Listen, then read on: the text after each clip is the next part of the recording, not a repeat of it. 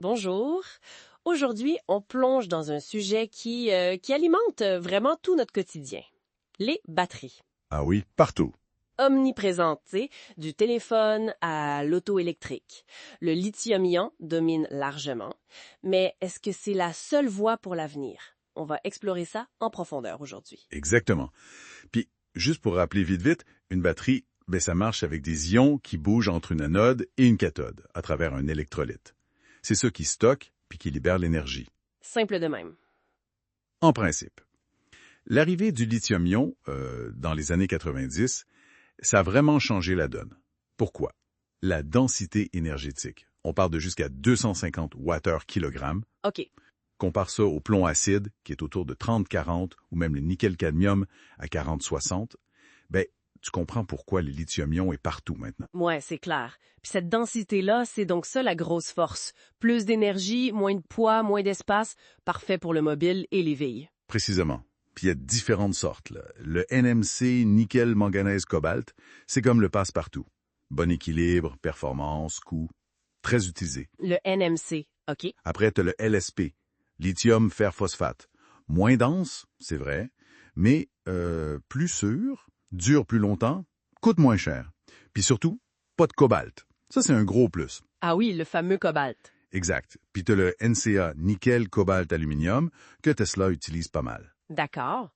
Mais bon, on entend aussi parler des désavantages. Le coût, ça bouge beaucoup, j'imagine. Puis la sécurité, l'environnement, c'est là que ça coince un peu, non? Tout à fait. Le coût, ça varie avec le prix des matériaux. Puis oui, elles aiment pas les extrêmes de température. Ni le froid, ni le chaud. Ça joue sur la performance, puis sur la durée de vie. Et la sécurité. Ben oui, l'électrolyte liquide, ça peut être inflammable. Le risque d'emballement thermique, tu sais, la surchauffe incontrôlable. Ouais, ça fait peur un peu. C'est un enjeu. Sans parler de l'impact de l'extraction. Lithium, cobalt, c'est pas neutre. Même sa faible autodécharge, qu'on voit comme un avantage, ça peut limiter, comparé à d'autres options dans certains cas. Fait que c'est le lithium à ses défis, puis le cobalt pose des questions éthiques puis environnementales. On regarde où pour la suite? Y a-t-il des alternatives sérieuses qui se pointent? On explore. Le nickel-cadmium, le NiCd, il existe encore dans des applications industrielles très spécifiques, genre aérospatiales, ferroviaires. Ah bon? Ouais, parce qu'il est super robuste, résiste aux températures extrêmes. Mais bon, le cadmium, c'est toxique, interdit pour le grand public en Europe. OK, donc pas pour nos téléphones, mettons? Pour le grand public, alors? Là, le sodium-ion, ou NaIon, ça suscite beaucoup d'intérêt. Le sodium, il y en a partout, fait que c'est moins cher. Logique. Puis c'est plus sécuritaire, pas inflammable, ça marche bien au froid. Le hic, c'est la densité énergétique. Plus faible, autour de 140-160 Wh/kg.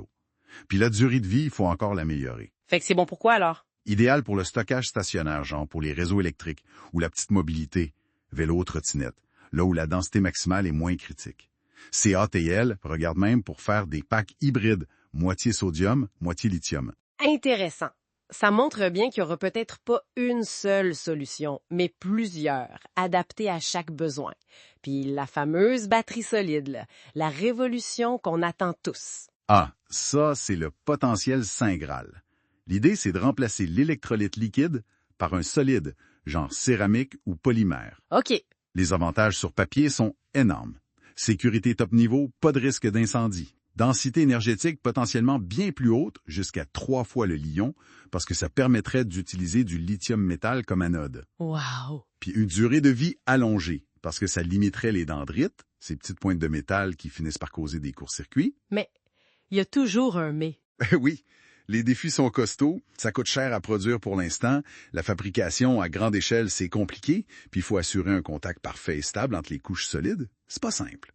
Mais Toyota vise 2027, Samsung, QuantumScape, tout le monde met le paquet là-dessus. C'est clair que c'est à suivre. Mais avec toutes ces batteries, surtout pour les autos électriques, la question de la fin de vie devient super importante. Qu'est-ce qu'on fait avec les batteries usagées? Il y a 2 avenues principales. La réutilisation, qu'on appelle seconde vie, puis le recyclage. Seconde vie. Ouais. Une étude en Californie a montré que réutiliser les batteries de VE pour du stockage stationnaire, genre pour stocker l'énergie solaire, ça réduirait plus les émissions de CO2 que de les recycler tout de suite. Ah, intéressant. Station, c'est bien, mais ça règle pas tout. Le recyclage reste essentiel, j'imagine, pour gérer le volume puis récupérer les matériaux. Indispensable, ouais.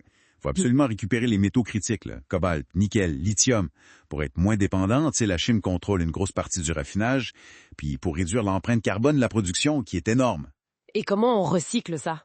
On passe des méthodes anciennes comme la pyrométallurgie, en gros on brûle tout à haute température, très énergivore, à l'hydrométallurgie. C'est plus complexe avec des produits chimiques, mais ça permet de mieux séparer et récupérer les métaux. OK. L'Europe met des objectifs très stricts, genre récupérer 80% du lithium d'ici 2031. Mais les défis restent. La collecte, le transport, le coût du recyclage, puis surtout, penser dès le début à concevoir des batteries faciles à démonter. C'est tout un chantier, cette économie circulaire. On le voit bien.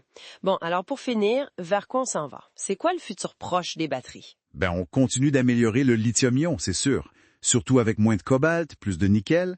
Mais l'avenir, c'est aussi les batteries intelligentes. Intelligente? Ouais, avec des capteurs intégrés, fibres optiques, acoustiques, pour savoir exactement ce qui se passe dedans, en temps réel. Peut-être même des matériaux qui s'auto-réparent pour durer plus longtemps. L'intelligence artificielle aide beaucoup aussi, pour découvrir plus vite de nouveaux matériaux. Puis de plus en plus, la durabilité, l'empreinte écologique, ça devient central dès la conception. En résumé, donc, le monde des batteries est vraiment en pleine effervescence. Le lithium-ion est encore là pour un bout, mais on voit arriver le sodium-ion, le solide. C'est toujours une question de compromis. Performance, coût, sécurité, durabilité. Puis la fin de vie, c'est aussi crucial que la performance. Exactement. Le futur, ça sera probablement pas une seule technologie reine, mais plutôt un mix, un éventail de solutions adaptées à chaque usage. Ce qui nous laisse avec la question de fond finalement. Comment on va réussir à concilier notre appétit croissant pour l'énergie mobile, l'autonomie, avec les limites des ressources et les urgences environnementales? C'est une réflexion essentielle pour l'avenir. Voilà qui conclut notre analyse approfondie pour aujourd'hui.